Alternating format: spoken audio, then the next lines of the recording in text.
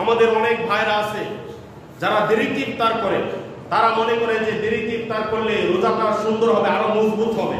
অনেকে মনে করে যে এত ঘন্টা থাকতে পারলাম, 13 ঘন্টা 12 ঘন্টা 13 ঘন্টা থাকতে পারলাম, 2 মিনিট থাকতে পারবো না। না, 2 মিনিট থাকাটা হচ্ছে ইহুদিদের স্বভাব। 2 মিনিট দেরি করা, 3 মিনিট দেরি করা, এটা হচ্ছে ইহুদিদের স্বভাব। এটা করা যাবে না। ইফতার আজান শুনে ইফতার করা এটা নিয়ম না। আজান শুনে ইফতার করবেন এটা নিয়ম না। ইফতারের আগ মুহূর্তে হাতে ঘড়ি রাখবেন, কাছে ঘড়ি রাখবেন। ইফতারের আগ মুহূর্তে কাছে ঘড়ি রাখবেন, আর ওই ঘড়ির মধ্যে টাইম যেন আপনার একুরেট থাকে, সঠিক টাইম যেন থাকে। আপনার সামনে ঘড়ি রাখবেন, আপনার ঘড়ি দেখে আপনি ইফতার করবেন। ইফতার করতে দেরি করবেন না, ঘড়ি দেখে ইফতার করবেন। দেখবেন যে মসজিদে যারা আজান দেয়, যারা মুয়াজ্জিন আছে, তারা ইফতার না করে আজান দেয় না, তারা ইফতার আগে করে নেয়। তারা ইফতার করতে করতে 10 সেকেন্ড 15 সেকেন্ড দেরি হয়, তারপরে তারা আজান দেয়। আমাদের উচিত হবে যে ঘড়ি সামনে রেখে তারপরে ইফতার করা। টাইম যখন হয়ে যাবে আর 1 সেকেন্ড 2 সেকেন্ড দেরি করবেন না। এই সন্দেহ করবেন না যে আপনার সূর্য অস্ত গেল কিনা। অনেকে আছে 2 মিনিট 3 মিনিট দেরি করে, আবার মনে করে যে ওই মসজিদে আজান দিয়েছে, এই মসজিদে তো এখন আজান দেয় নাই, তো একটু দেরি করি না। এই বিলম্বই করা যাবে না। এই বিলম্ব করা হচ্ছে ইহুদিদের কাজ। শুনেন, রাসূল সাল্লাল্লাহু আলাইহি ওয়াসাল্লাম বলেন, রোজা সঠিক হওয়ার জন্য অত্যন্ত গুরুত্বপূর্ণ একটা বিষয় হচ্ছে ইফতার করা। এটা তাড়াতাড়ি করতে হবে। তাড়াতাড়ি করার অর্থ কিন্তু এমন না যে আপনি সূর্য অস্ত যাওয়ার আগে আপনি ইফতার করবেন, এটা না। তাড়াতাড়ি করার অর্থ হচ্ছে আপনি সূর্য অস্ত গেছে আর আপনি সেখানে বিলম্ব করতে পারবেন না।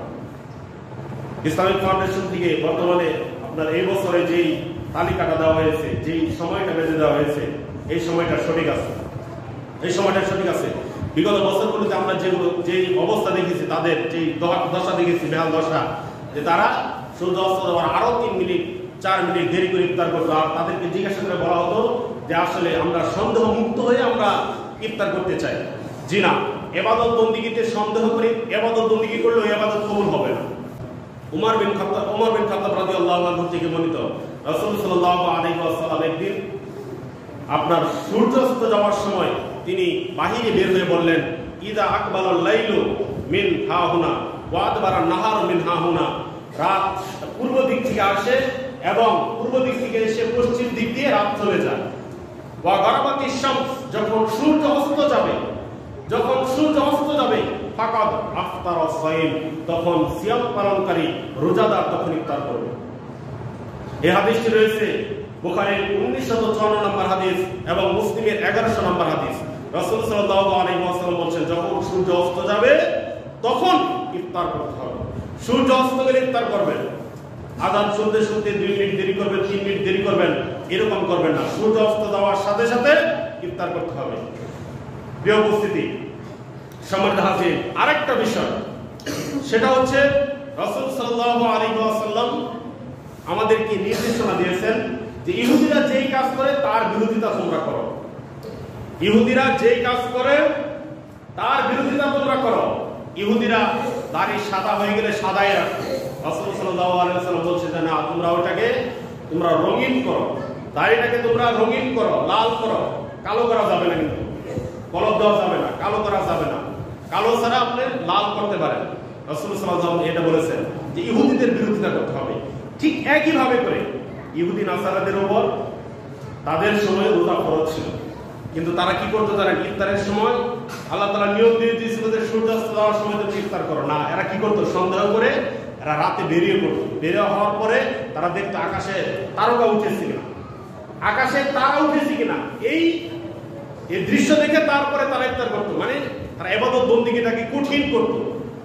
এজন্য বনী ইসরাঈলের আপনার ওদের উপর ইবাদত বন্দেগীটাকে আল্লাহ তাআলা একবারে কঠিন ভাবে চাপিয়ে দিয়েছিল, কারণ ওরাও চাইছিল যে কঠিন হোক, মানে সহজ ভাবে ইবাদত বন্দেগী করতো না। সম্মানিত হাজিরিন, এর জন্য বলছিলাম রাসূল সাল্লাল্লাহু আলাইহি ওয়াসাল্লাম বলেন, লা ইয়াজালু দ্বীনু যাহিরান মা আজ্জালান নাসুল ফিতরা, যে দিন ততক্ষণ পর্যন্ত বিজয়ী থাকবে যতক্ষণ পর্যন্ত মানুষ তাড়াতাড়ি ইফতার করবে।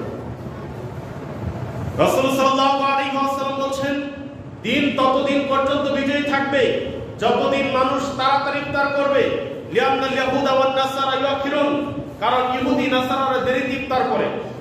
আমাদের অনেক ভাইরা আছে যারা দেরিতে ইফতার করে তারা মনে করে যে দেরিতে ইফতার করলে রোজাটা সুন্দর হবে, আরো মজবুত হবে। অনেকে মনে করে যে এত ঘন্টা থাকতে পারলাম, 13 ঘন্টা 12 ঘন্টা 13 ঘন্টা থাকতে পারলাম, 2 মিনিট থাকতে পারবো না। না, 2 মিনিট থাকাটা হচ্ছে ইহুদিদের স্বভাব। 2 মিনিট দেরি করা, 3 মিনিট দেরি করা, এটা হচ্ছে ইহুদিদের স্বভাব। এটা করা যাবে না। রাসূল সাল্লাল্লাহু আলাইহি ওয়াসাল্লামের চাইতে বেশি তাকওয়াবান, বেশি পরহেজগারিতা দেখানো যাবে না। সাহাবীদের চাইতে বেশি পরহেজগারিতা দেখানো যাবে না। তারা সূর্যাস্ত যাওয়ার সাথে সাথে ইফতার করতেন। আমরাও সূর্যাস্ত যাওয়ার সাথে সাথে ইফতার করব। যারা মনে করেন যে সূর্যাস্ত গিয়েছে, এখন আরো 2 মিনিট 3 মিনিট দেরি করি, এই দেরি করাতে যদি তাদের কোনো কল্যাণ থাকে, তারা যদি এরকম কোনো হাদিস পেয়ে যান তাহলে জানাবেন, কিন্তু তারা কোনোদিন এরকম হাদিস পাবে না। রাসূল সাল্লাল্লাহু আলাইহি ওয়াসাল্লাম আমাদেরকে বলেছেন ইফতার তাড়াতাড়ি করতে হবে, সূর্যাস্ত যাওয়ার সাথে সাথে ইফতার করবেন। বলেন ইনশাআল্লাহ। কেউ ভুল বুঝবেন না। আজান অনেক সময় দেরি হয়ে যায়, ঘড়ির তারতম্যের কারণে অনেক সময় দেরি হয়ে যায়, কিন্তু ঘড়ি কাছে রাখবেন আর ঘড়ি দেখে ইফতার করবেন।